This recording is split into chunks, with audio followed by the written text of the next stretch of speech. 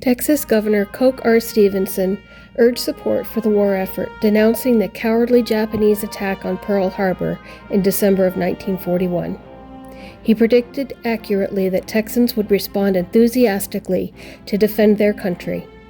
Secretary of the Navy Frank Knox later declared that Texas had contributed a larger percentage of men to the armed forces than any other state. By the end of the war, 750,000 Texans, including 12,000 women, served in the armed forces. 22,022 Texans were killed or died of wounds.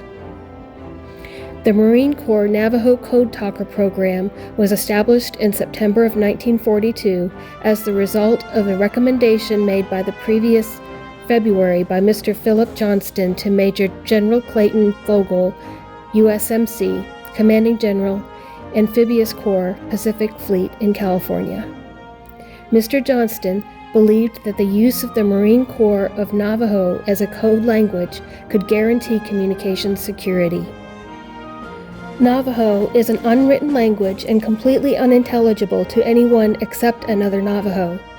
It is a rich, fluent language for which code words could be devised for specialized military terms, such as the Navajo word for turtle to represent a tank. It is known that many more Navajos volunteered to become code talkers than could be accepted. However, an undetermined number of other Navajos served as Marines in the war, but not as code talkers. They developed a dictionary and numerous words for military terms. The dictionary and all code words had to be memorized during training. Navajos could encode, transmit, and decode a 3-line English message in 20 seconds. Machines of the time required 30 minutes to perform the same job. The Navajo code talkers took part in every assault the U.S. Marines conducted in the Pacific from 1942 to 1945.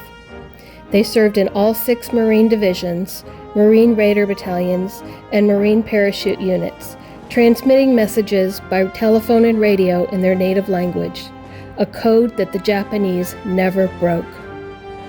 U.S. Marines invaded Iwo Jima, a strategic airbase located between the Mariana Islands and Japan, on February 19, 1945. It was one of the bloodiest battles in Marine Corps history. The invasion of Iwo Jima, codenamed Operation Detachment, aimed to achieve several objectives. One was to establish the island as an emergency landing place for the U.S. Army Air Corps. Also, capturing Iwo Jima would protect the U.S. right flank for a future American invasion of Okinawa and provide airfields to support long-range fighter escorts for bombing missions over the Japanese home islands.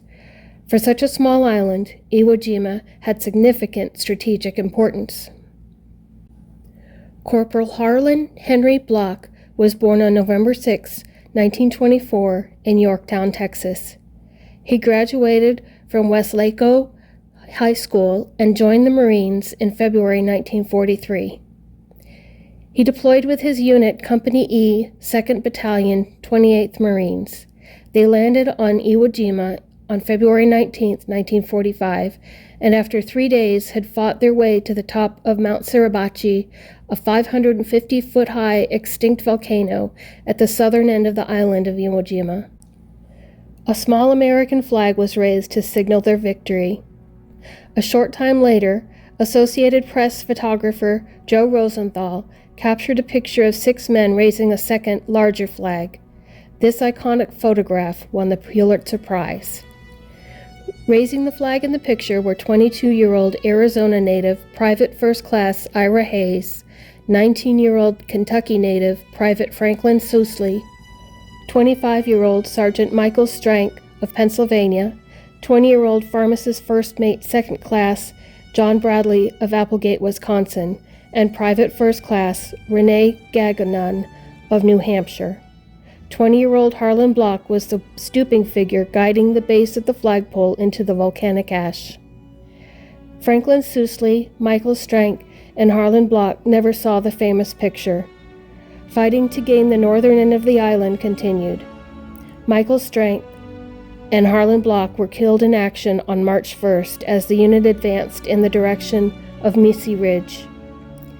Franklin died in action on March 21st. The island was finally declared secure on March 26, 1945.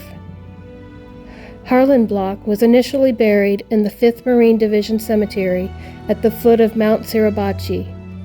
In 1949, his body was taken home to Weslaco. In 1995, Block's body was finally moved from Weslaco to the Marine Military Academy in Harlingen to commemorate the 50th anniversary of the Battle of Iwo Jima. He is buried beside the Iwo Jima Memorial on the Academy grounds. In May 1945, Ira, John, and Renee were present when the flag they raised on Iwo Jima was flown above the United States Capitol in honor of their heroism. Long unrecognized because of the continued value of their language as a secure classified code, the Navajo code talkers of World War II were finally honored for their contributions to defense on September 17, 1992, at the Pentagon in Washington, D.C.